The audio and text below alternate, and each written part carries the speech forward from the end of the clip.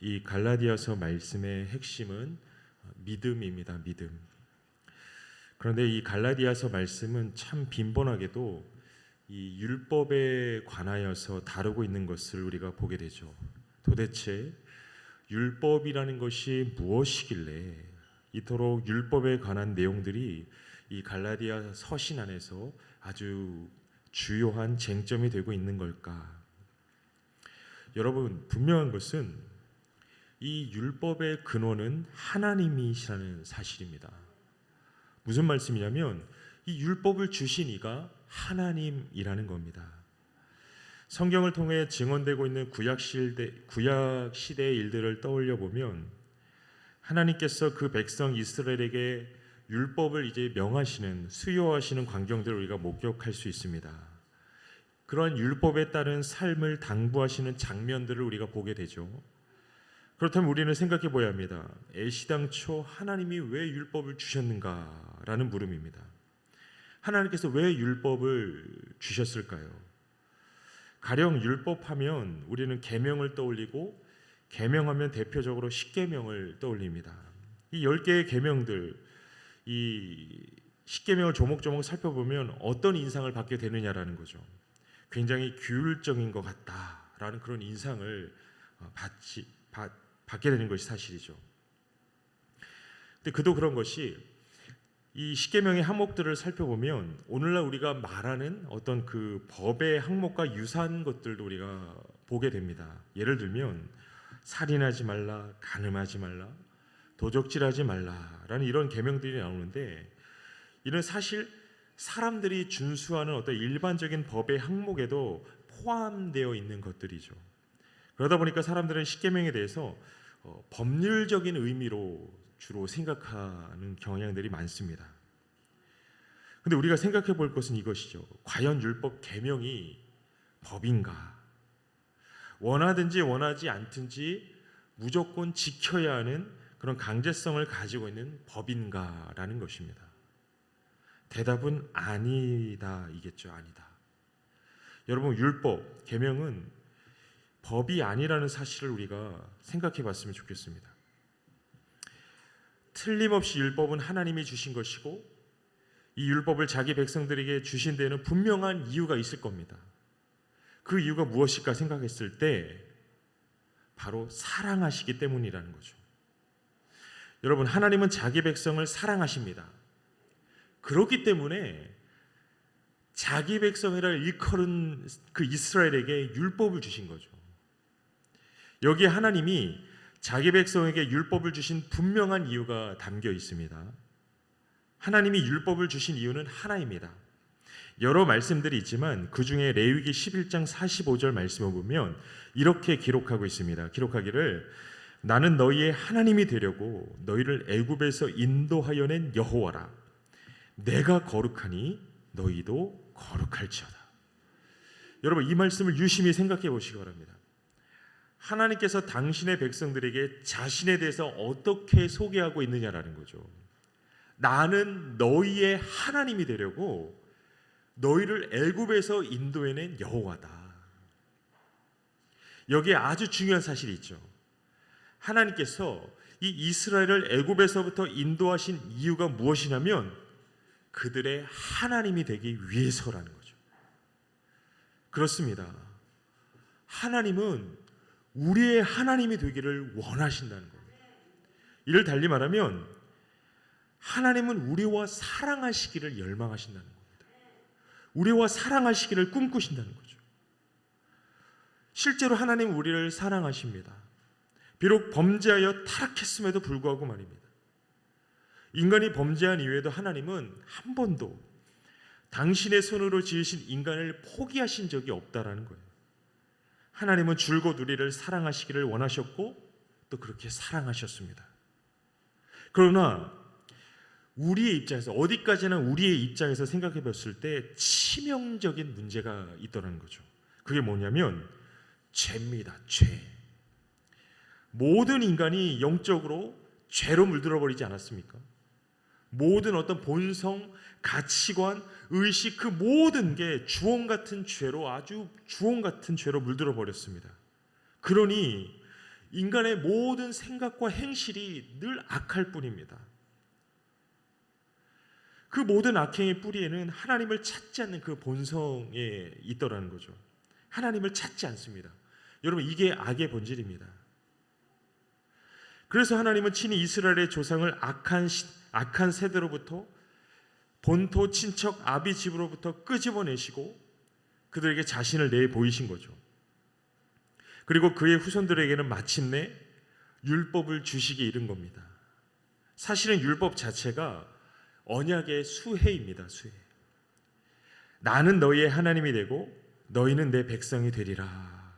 이것은 하나님의 어떤 전적인 의지가 반영되어 성립된 이 언약의 수혜자들에게 바로 율법이 주어졌다는 겁니다.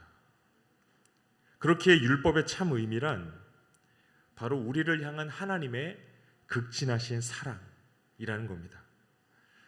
율법은 단순히 우리가 무조건 지켜야 하는 강제적인 법이 아니라 율법은 어리석은 우리가 완전하신 하나님을 사랑하는 방법이라는 겁니다. 하나님을 사랑함으로써 언약이 보장하는 안식의 복을 누리는 길입니다. 그런데 우리가 여기서 짚고 넘어가야 할 중요한 부분이 있죠. 여러분, 우리는 무엇을 사랑이라고 하느냐라는 겁니다. 진실한 사랑을 말할 때 여러분 가장 먼저 무엇을 바라봅니까? 겉으로 보여지는 행동일까요? 아무리 누군가가 겉으로 나에게 잘 대해준다고 할지언정 정작 보이지 않는 그 마음에 사랑이 가득하지 않다면 반드시 그 본심이 드러나기 마련이라는 거죠. 사랑의 의미는 바로 보이지 않는 우리 깊은 내면에 있다는 겁니다. 누군가가 나를 사랑한다고 말할 때 우리는 가장 먼저 그 사람의 보이지 않는 마음을 들여다보고자 합니다. 이처럼 율법의 정신이란 단지 겉으로 보여지는 행위들이 아니라 보이지 않는 그 마음에 있다는 것입니다.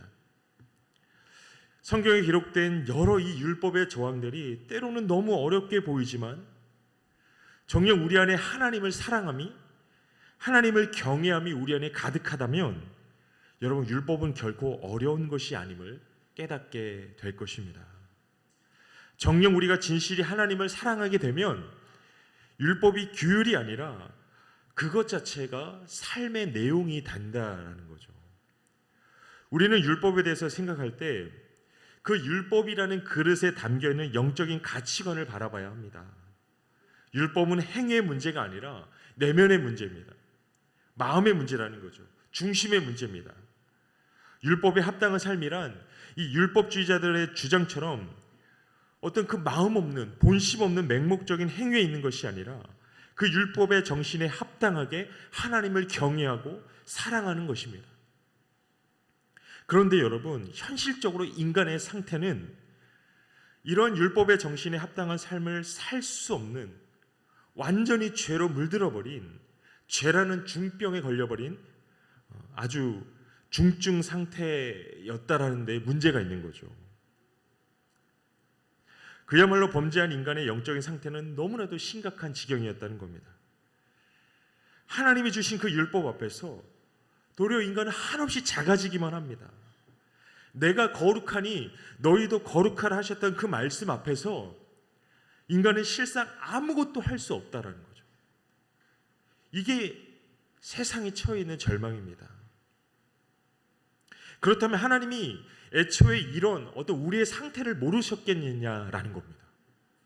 당연히 다 알고 계셨겠죠. 인간 안에는 하나님을 경외할 만큼의 어떤 선함도 없다라는 사실, 인간은 하나님이 거룩함 같이 스스로 결단코 거룩할 수 없다라는 이 절망적인 사실을 하나님이 모르셨겠느냐라는 겁니다. 이미 다 알고 계셨죠. 심지어 우리가 알고 있는 것보다 더 정확하고 세밀하게 하나님이 알고 계셨습니다. 그럼에도 불구하고 하나님이 인간에게 율법을 주셨다는 거죠. 지키지 못할 것을 아시면서도 말입니다. 다시 말해서 인간은 하나님을 그렇게 온전히 사랑할 수 없는 존재임을 알면서도 율법을 주셨습니다. 여러분, 우리는 이것에 관하여서 짝사랑이라고 표현합니다. 짝사랑, 외사랑이라고 하죠. 하나님이 인간을 이처럼 사랑하셨습니다. 사랑하시니 인간으로 하여금 그 만물의 근원이신 그 당신을 닮기를 그리도 열망하신 거죠. 내가 거룩하니 너희도 거룩하라. 무슨 말입니까? 하나님같이 되라는 거죠.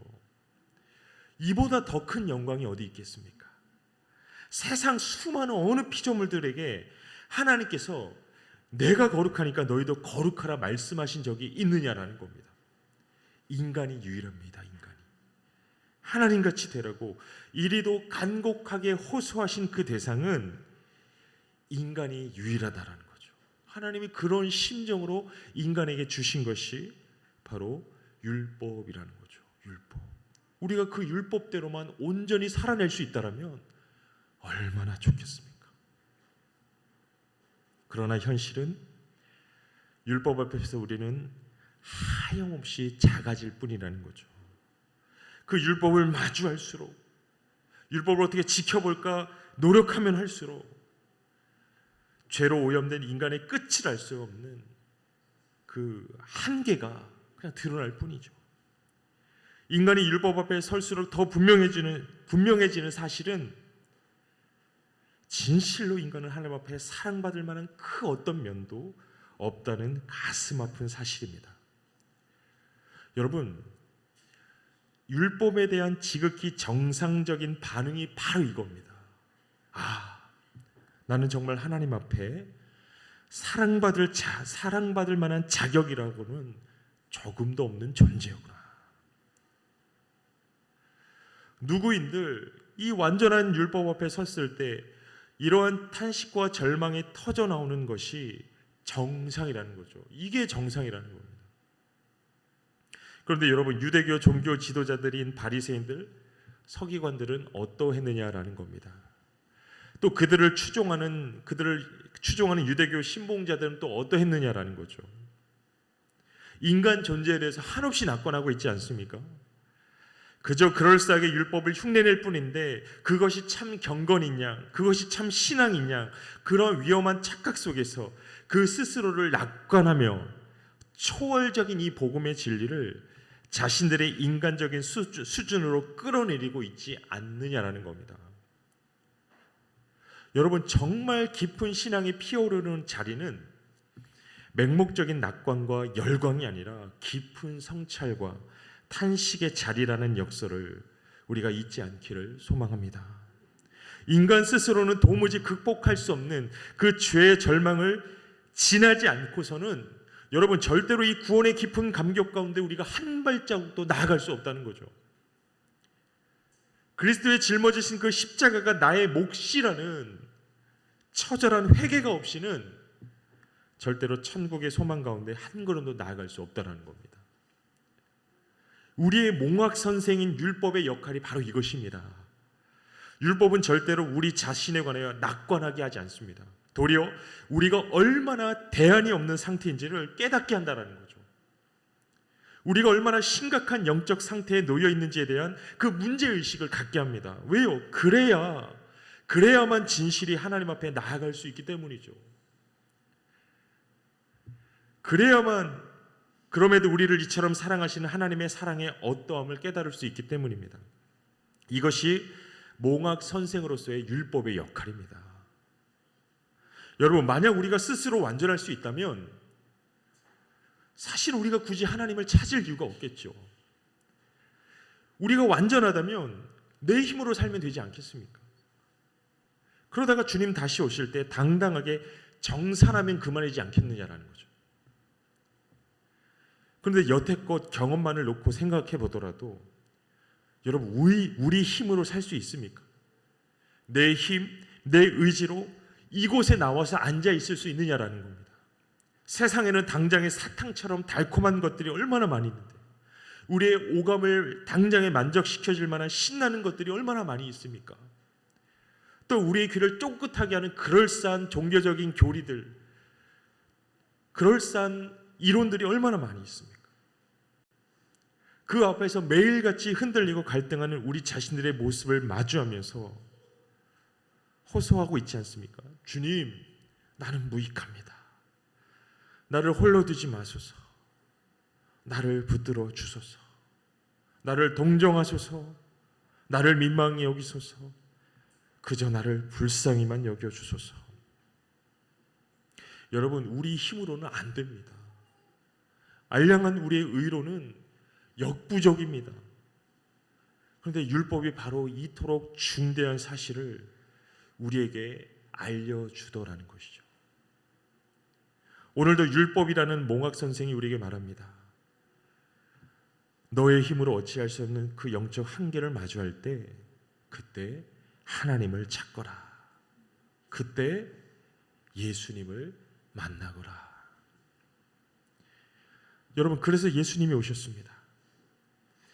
우리에게 오신 예수님은 말씀이라고 하죠. 말씀. 요한복음 1장 1절에 이렇게 전합니다. 태초에 말씀이 계시니라.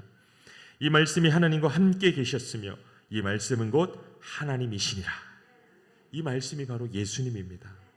그런데 이어지는 말씀에 또 중요한 말씀이 있죠. 만물이 그로 말미암아 지은 바 되었으니 지은 것이 하나도 그가 없이는 된 것이 없느니라. 여러분, 만물이 바로 이 말씀으로 말미암아 창조되었다는 사실을 전합니다. 다시 말해서 말씀이신 그리스도는 만물을 창조하시는 말씀이라는 거죠. 그런데 그 말씀이신 예수님께서 육신이 되어서 이 땅 가운데 오셨다는 겁니다. 그럼 말씀이신 예수님이 이 땅에 오신 이유가 무엇이겠습니까? 성경이 보여주는 바에 따르면 창조하기 위해서죠. 더 엄밀히 표현하면 재창조입니다. 재창조.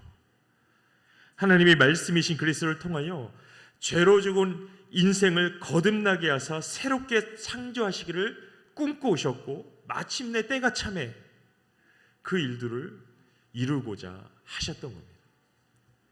율법이라는 몽학 선생이 우리로 하여금 바로 이 날을 대망토록 한 겁니다. 율법 앞에서 그냥 벌거벗은 것처럼 날마다 적나라하게 드러나는 우리의 죄성 앞에서 절망하고 낙심하고 꺼이꺼이 눈물 흘리는 그런 우리가 그런 와중에도 말씀이신 그리스도가 이 땅 가운데 오실 그 구원의 날을 대망하도록 끊임없이 몽학 선생인 율법이 우리를 끌고 가는 거죠.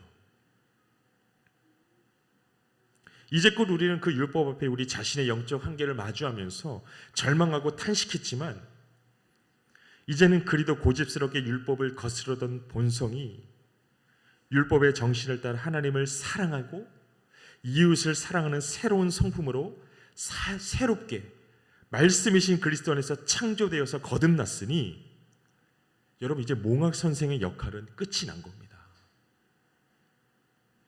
이제는 몽학 선생이 아니라 우리 안에 하나님이신 성령님이 직접 내주하셔서 우리와 교제하시며 우리와 교통하시며 하나님을 사랑하지 않고는 살 수 없는 그런 존재로 매일 우리를 감동하신다는 거죠. 여러분, 이게 은혜입니다. 이게. 사랑하는 성도 여러분, 우리는 바로 이 은혜가 성취된 시대를 살고 있다는 거죠. 율법을 주신 그 목적에 따라서 온전히 하나님을 경외하고 사랑할 수도 없었던 인간이 이제는 말씀이 육신이 되어 오신 그리스도로 말미암는 이 거듭남을 지나서 온전히 하나님을 사랑하고 하나님과 화평하며 하나님이 거룩하심 같이 거룩할 수 있는 그 지경에 이르게 하셨습니다. 여러분, 이 얼마나 놀라운 일입니까? 그런데 여러분, 그러고 보니까 이 모든 생명의 역사가 애초부터 어떤 우리의 힘으로, 우리의 의지로, 어떤 우리의 의로움으로 우리 스스로가 이룬 업적이냐라는 거죠.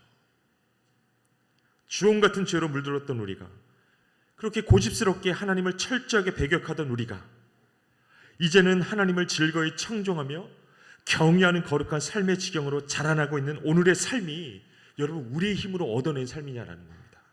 아닙니다. 우리가 우리의 자격과 힘으로 어떤 탁월함으로 이뤄낸 것이 아니라 언제 내릴지 모르는 예측할 수 없는 그 이른 비와 늦은 비처럼 우리에게 주어진 것이죠. 철저할 만큼 이 탯줄과도 같은 하나님과의 관계에 있어서 끊기고 막혀버렸던 우리의 삶은 여러분 그야말로 의에 줄이고 목마른 삶입니다. 그런데 그리스도가 오셔서 그의 몸으로 하나님과 우리를 이어주셨습니다. 그때부터 우리의 영혼에 생기가 돌기 시작하고 시체처럼 창백하던 우리의 존재에 생명의 온기가 돌기 시작하는 거죠. 움쩍달싹 할 수 없던 우리에게 오신 선물, 그리스도로 말미암는 이 회복의 역사, 이 모든 일이 하나님의 주권적 은혜의 열매라는 사실입니다. 말 그대로 예기치 못한 기쁨이죠. 누구도 예기치 못한 선물입니다. 여러분, 믿음조차도 우리의 의지가 아니라는 겁니다. 우리의 결단이 아닙니다. 우리의 믿음조차도 성령의 결실입니다. 그렇다면 우리는 믿음에 관한 새로운 관점을 지녀야 한다는 거죠. 믿음은 구원의 조건이 아니라는 겁니다. 믿음은 조건이 아니라 그것 자체가 거듭난 자의 삶의 내용이라는 겁니다. 삶의 내용. 우리가 은혜 안에서 거듭났다고 하지만 지난날에 하나님 없이 살던 그 삶의 기억까지 하나님이 싹 지어주시지는 않으십니다. 왜일까요? 죄로 인해 하나님과 철저하게 끊어졌던 영적 사망을 겪은 우리이지 않습니까? 하나님이 부재된 삶, 하나님과 끊어져 버렸던 삶이 얼마나 위험하고 공허하고 허탈했는지 그 끔찍함들이 베드로를 괴롭히던 닭 울음소리와 같이 여전히 우리의 심령에 맺혀 있지 않습니까? 그렇기 때문에 예수 안에서 거듭난 오늘의 삶이, 그리스도의 장성한 분량에까지 차근히 자라나고 있는 이 오늘의 삶이 감격적일 수밖에 없는 것이죠. 그래서 다시는 내 자신을 쫓는 삶이 아니라 오직 예수를 바라는 삶을 끔찍이도 우리가 사모하게 되는 것이죠. 여러분, 이게 믿음이지 않을까요? 이게 믿음은 구원의 조건이 아니라 이 믿음 자체가 새로워진 삶의, 거듭난 삶의 결정적인 내용이라는 겁니다. 히브리서 11장 6절의 말씀이 이렇게 전합니다. 믿음이 없이는 기쁘시게 못하나니 하나님께 나아가는 자는 반드시 그가 계신 것과 또한 그가 자기를 찾는 자들에게 상 주시는 이심을 믿어야 할지니라. 이 말씀이 너무나 중요한 말씀인데 믿음의 의미와 또 그 방향성을 우리에게 당부합니다. 믿음이란 칭찬과 형벌의 권세를 가지신 유일한 존재를 인정하는 것인데 그 존재가 누구냐고 하니 바로 하나님이라고 히브리서 11장이 우리에게 분명하게 밝히고 있지 않습니까? 결국 우리의 믿음의 지향점, 방향성은 곧 칭찬하실 수도 있고 벌하실 수도 있는 그 권한을 가지신 유일한 그 하나님이라는 것이죠.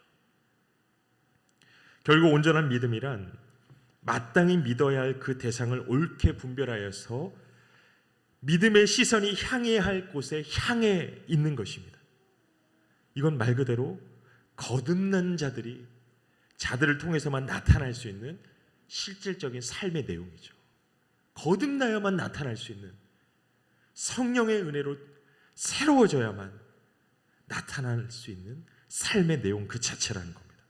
구원받은 자가 살아내게 될 삶의 내용 그 자체라는 거죠.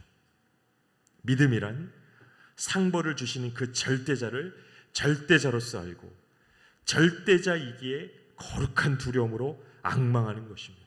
시편 123편 2절은 이렇게 고백합니다. 상전의 손을 바라보는 종들의 눈같이, 여주인의 손을 바라보는 여종의 눈같이 우리의 눈이 여호와 우리 하나님을 바라보며 우리에게 은혜 베풀어 주시기를 기다리나이다. 종이 그의 상전을 바라보듯이, 여종이 그의 주모의 손을 바라보듯이 우리의 눈이 여호와 하나님을 바라보는 것, 여러분 이것이 믿음이고 이 믿음이 그리스도인의 삶의 내용이라는 거죠. 마땅히 두려워할 자를 두려워하며 마땅히 의뢰할 자에게 의뢰하는 것, 이것이 믿음입니다. 그리고 이 믿음이 성도의 삶의 내용 그 자체라는 것입니다. 어렸을 적부터 소아마비로 하반신 장애를 갖게 되신 어떤 목사님이 자기의 그 장애를 치료해 주시기를 하나님 앞에 열심히 기도했다고 합니다. 그런데 하나님이 주신 감동 속에 어느 날부터인가 그 기도를 멈추셨다고 합니다. 장애를 극복해 해달라는 기도를 멈추신 이유를 이렇게 말씀하십니다. 생각해 보니까 자신이 드린 기도의 주 내용이 나를 강하게 해달라는 내용이더라는 거죠. 그런데 하나님은 감동하시기를 나는 너를 강하게 할 생각이 없어 라고 감동하시더라는 거죠. 그런데 대신 또 이어서 이런 감동을 주셨다고 합니다. 대신 내가 너의 강함이 될 거야. 사랑하는 성도 여러분, 우리에게는 늘 믿음이 필요합니다. 왜요? 애시당초 인간은 혼자 힘으로 살아가도록 창조된 적이 없기 때문입니다. 마땅히 바라봐야 할 그 대상을 바라보며 의뢰하며 그분을 힘입어야 살 수 있는 존재. 애초에 우리는 그런 존재로 창조가 됐다라는 거죠. 온전한 믿음, 바른 믿음이란 우리가 꼭 바라봐야 할 그 대상을 바라보는 겁니다. 믿음은 시선이라고 하죠. 우리가 꼭 바라봐야 할, 응시해야 할 그 대상을 바라보고 줄기차게 응시하는 것. 여러분, 그게 바로 믿음이라는 겁니다. 우리는 오직 이 믿음으로 사는 자들임을 잊지 않기를 원합니다. 우리 홀로 서서 우리의 힘으로 살도록 부름받은 자가 아니라 모든 순간에 절대적으로 하나님을 의존하여서 우리의 약함을 동정하시는 대제사장이신 예수를 힘있는 삶을 살도록 부름받은 자임을 잊지 마시기를 바랍니다. 그러니 매일매일의 삶을 내 힘으로 살아내려고 하는 아둥바둥하는 삶이 아니라 우리의 중보자 예수를 바라보고 그 이름을 힘있는 삶을 사시기를 예수 그리스도의 이름으로 축복합니다. 407